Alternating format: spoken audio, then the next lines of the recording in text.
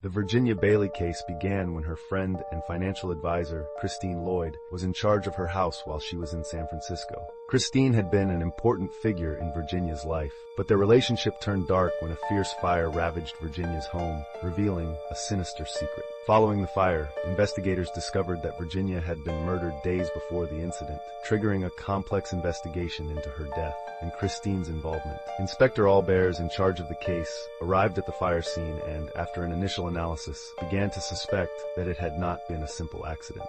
The autopsy revealed that Virginia had been dead for at least 3 days before the fire, framing the crime as a meticulously planned murder. Additionally, the presence of larvae in the body indicated that the death had occurred well before. The combustion patterns in Virginia's home did not align with an accidental fire, leading investigators to believe that the blaze was intentionally set to cover up the crime. Christine, after the fire, claimed she had returned to salvage Virginia's belongings, but her actions and statements raised suspicions.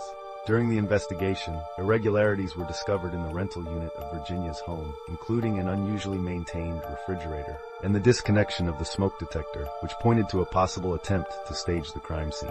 Inspector Bears and his team decided to dig deeper into Christine's background, as she was the only person with access to the house and the apparent sole beneficiary of Virginia's finances.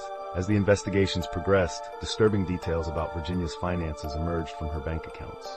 It was found that Christine had been diverting substantial sums of money from Virginia's account, an embezzlement scheme that included checks cashed from an account of a woman named Mercy Lloyd, who turned out to be her deceased mother. Through financial records, Inspector Bears began to piece together the criminal puzzle. Moreover, police discovered that Mercy Lloyd's death had been classified as accidental, despite the circumstances surrounding her passing.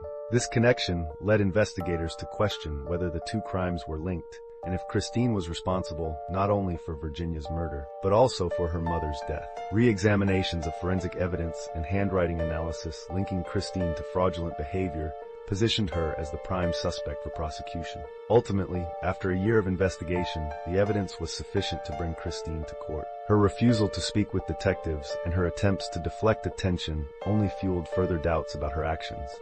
In July 1995, she was arrested again, and after a prolonged wait, her trial took place, marking a turning point in an arduous journey for justice.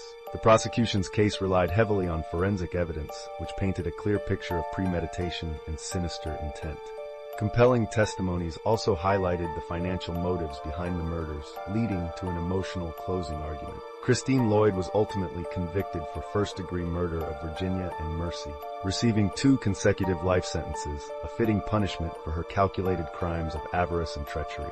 This case highlighted the risks represented by friendships when greed and desperation take hold. At the same time, it illustrated the importance of the work done by investigators and forensic experts who remain steadfast in their pursuit of justice. The story of Virginia and Mercy serves as a chilling reminder that deception and betrayal can often be closer than we imagine.